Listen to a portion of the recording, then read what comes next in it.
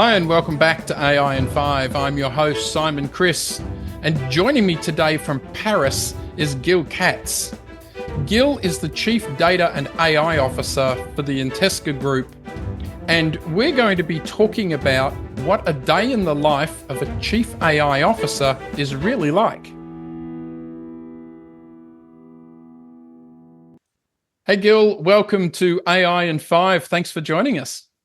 Hi, Simon. Thank you for having me. Whereabouts in the world do we find you today? I'm in Paris right now, in my home. Wonderful city. I just want to jump right into this. Your title is Chief Data and AI Officer, and that's a new and emerging title. And so, what I thought I'd like to do, if it's okay with you, is start to explore what is a day in the life of a Chief AI Officer. What do you do? Yeah, that's perfect. Let's do that. So, every day is different, so it's pretty hard to tell you what's a day in the life.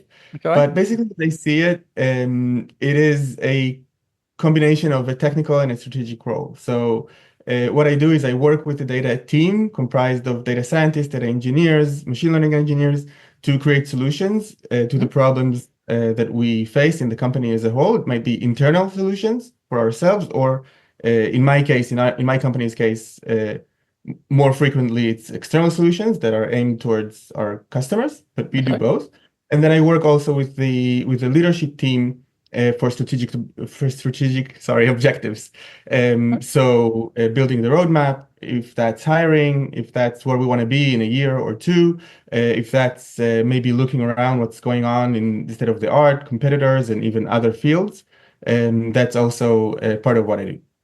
So, what I think I just heard you say is it's part tech, part business, part futurist, part strategist, and part recruiter. Okay, okay. So it's basically you do everything. Do you also Let's get do that. involved then in the governance? I do. In our case, specifically, it's something that I think is less of a challenge than in other companies because most of the data we work with is public. Okay. Um, but obviously, that's a very important. That's a very important issue, and when that becomes important, then absolutely, that's something that I would be interested in. And has your company always been on the AI journey, or is part of your role kind of selling the benefit of AI into the organization?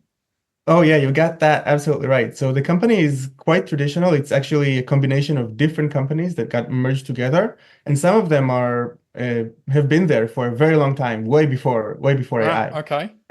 Some of them are newer and were built more around these types of solutions. So there is a lot of conversations around how to go into that field in some cases. Of course, it's my role and with the team. Of course, I'm not alone. Luckily, to bring that to the team, to bring that to the company, and to show how useful it can be. I think today, relative to a few years ago, I wasn't in this position a few years ago, but still. I think today, relative to a few years ago, it is easier because people in their personal lives can see how useful it can be, and it makes it easier for them to imagine how it can be useful also in their professional life.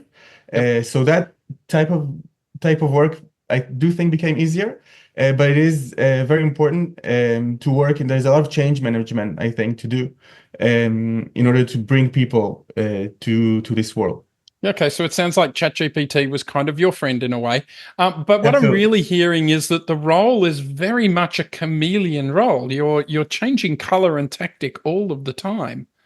So if somebody's aspiring to be a chief AI officer, what should they do? Like is it a path down the data scientist road? Is it a path down the IT road? Or is it a path down that business translator road? I think all paths are legitimate. For me personally, I was a data scientist. I had a short academic career. I did my PhD in information theory, and then I went through the data scientist role and did a lot of technical work. And I think that fits with the role I have today. There's also very different chief data and AI officers in different companies.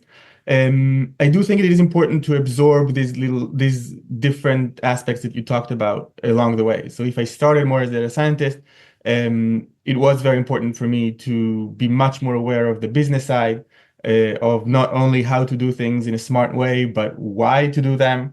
That's something I learned pretty fast, pretty early, I would say, in my career.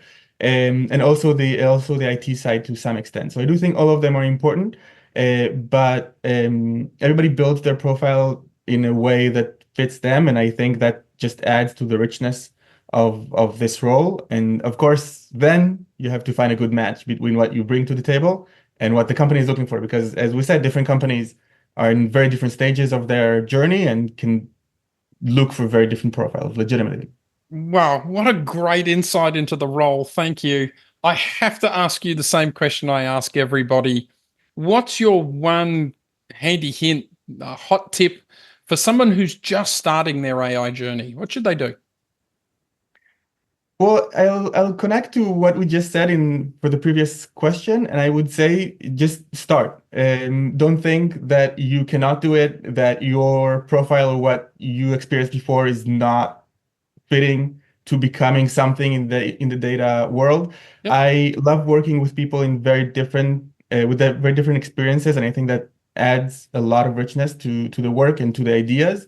I saw people coming from I myself didn't come from data. I came from information theory, and I saw people coming from biology and having great ideas and adding a lot to the work in their own companies.